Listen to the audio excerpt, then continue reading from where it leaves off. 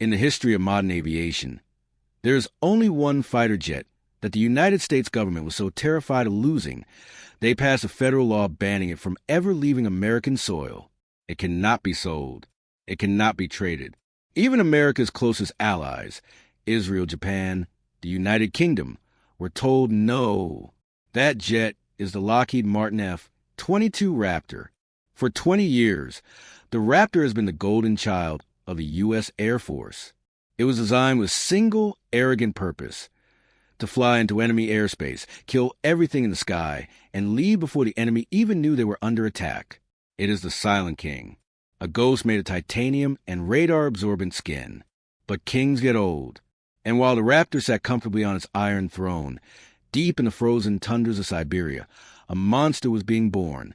The Russians knew they couldn't match American stealth technology dollar for dollar. So they didn't try to build a better ghost. They built a ghost hunter. They built the Sukhoi Su-57. NATO calls it the Felon, the criminal. It is rough. It is loud. It breaks the laws of physics.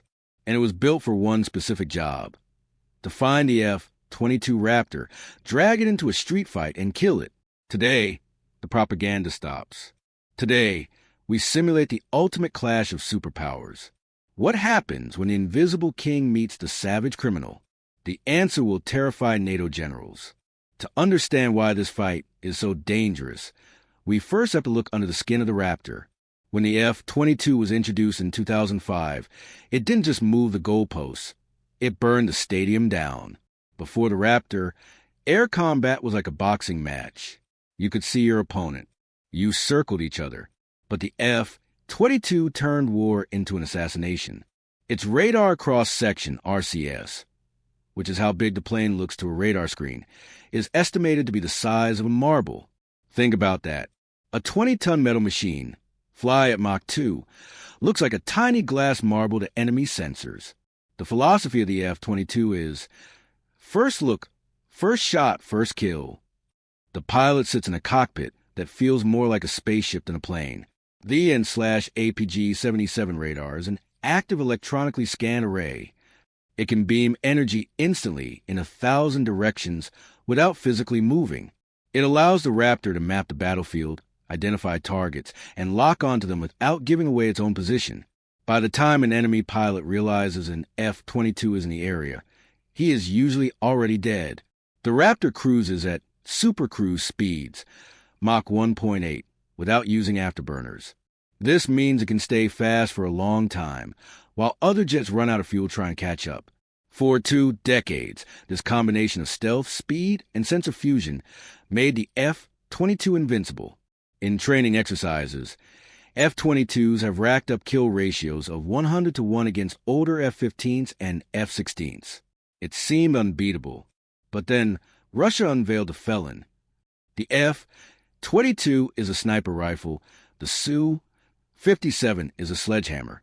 The Sukhoi Design Bureau looked at the F-22 and realized a fundamental truth. Stealth is not an invisibility cloak. It's just camouflage, and every camouflage has a weakness. The Su-57 Felon is Russia's first fifth-generation fighter. But unlike the Americans, the Russians prioritize supermaneuverability over super stealth. The Felon is not as invisible as a Raptor. Its body has more gaps, more screws, and rounder engines that reflect radar waves.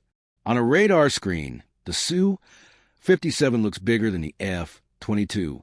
But the Russians argue, it doesn't matter if you can see me if you can't hit me. The Su-57 is equipped with 3D thrust vectoring nozzles. While the F-22 can move its engine nozzles up and down, the Su-57 can twist them in almost any direction. This allows the jet to perform maneuvers that seem impossible, like the Pugachev's Cobra or the flat spin. It can literally stop in midair, spin around, and shoot a missile backward. But its deadliest weapon against the Raptor isn't its agility. It's its eyes. The Su-57 carries a 101 KS ATOL infrared search and track IRSD system. This is a sensor that doesn't use radar. Instead, it looks for heat. Even a stealth jet produces heat from its engines and the friction of air against its wings. To the IRSD, the F-22 glows like a candle in a dark room. Additionally, The Su-57 has side-mounted cheek radars, L-band. These low-frequency radars are clumsy. They can't guide a missile, but they are excellent at detecting stealth aircraft. They tell the Russian pilot, "There's something out there." So the stage is set. The sniper versus the brawler. Let's head to the simulation. The location is a gray, overcast skies above the Baltic Sea.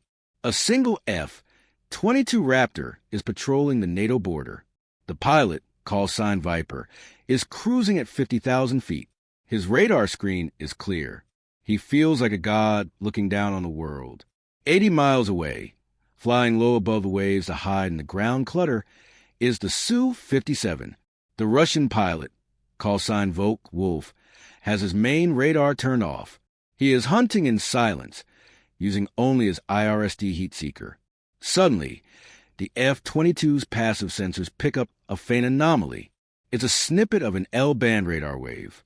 The Su-57's cheek radar has swept the area. Viper reacts instantly. He powers up his main radar. There, a faint return.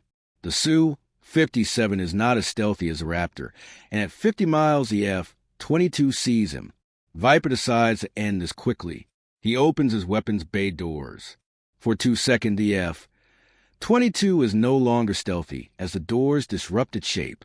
He launches an AIM-120D AMRAAM. The missile ignites, screaming toward the Russian jet at Mach 4. Fox 3, Viper whispers. In the Russian cockpit, the warning systems scream.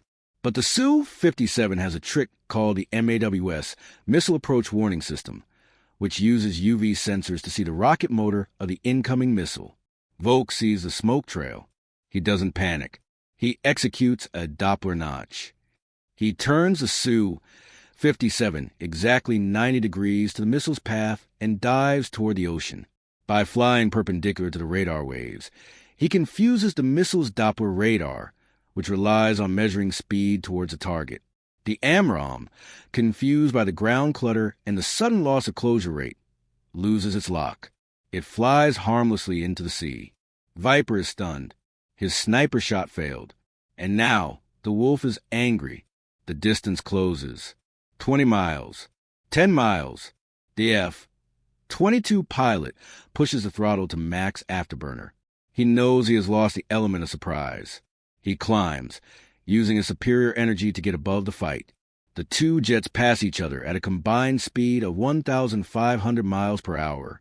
The air shakes. This is the merge. The sniper rifle is useless now. This is a knife fight in a phone booth. The Su-57 pulls a violent turn, its thrust vectoring nozzles twisting. The jet literally drifts through the air, pointing its nose at the Raptor before its flight path actually changes. It's an eerie sight. Viper looks over his shoulder. He sees the Felon's nose pointing right at him. The Russian pilot locks on with his helmet-mounted sight and fires an R-73 heat-seeking missile. Fox 2. Viper slams the stick to the left, rolling the Raptor and pulling 9 GS. His G-suit inflates, squeezing his legs to keep the blood in his brain. His vision grays out. He dumps flares, magnesium fireballs that burn hotter than his engine. The R-73 takes the bait. It chases a flare, exploding just behind the Raptor's tail. The shockwave rattles the American jet, but Viper is still flying. Now, it's a test of pure aerodynamics. The Su-57 is more maneuverable at slow speeds. It can turn tighter. But the F-22 has better energy retention. Every time the Su-57 does a crazy flip or drift, it loses speed. It bleeds energy. The F-22, with its monstrous engines, keeps its speed up. Viper sees the Su-57 coming out of a turn.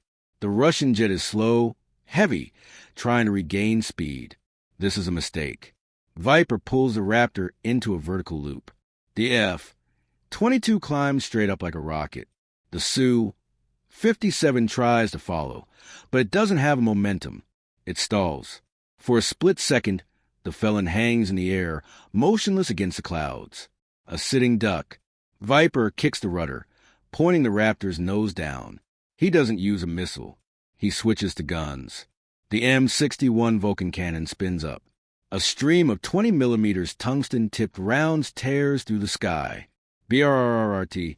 The rounds tear into the Su-57's right wing. Smoke pours out. The Russian jet enters a flat spin, tumbling towards the dark ocean below. Viper watches a canopy pop off as the Russian pilot ejects. Splash 1. Viper breathes. His hands are shaking. The king retains his throne, but the crown is crooked. This simulation reveals a terrifying truth. Yes, the F-22 Raptor won. Its stealth allowed it to shoot first, and its engine power allowed it to survive the dogfight. But it was not an easy victory. The Su-57 Felon proved that it doesn't need to be invisible to be dangerous.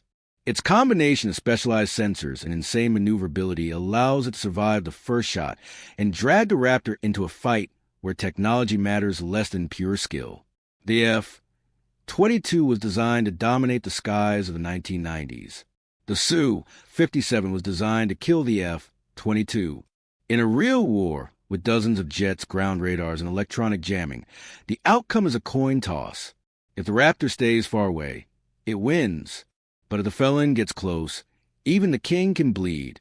This is why the U.S. is already building the next-generation air dominance, NGAD fighter, because they know that the gap is closing. The Felon is at the gate. What do you think? In a real World War III scenario, would you bet on American stealth or Russian agility? Let us know in the comments below. And as always, welcome to Hidden Valor.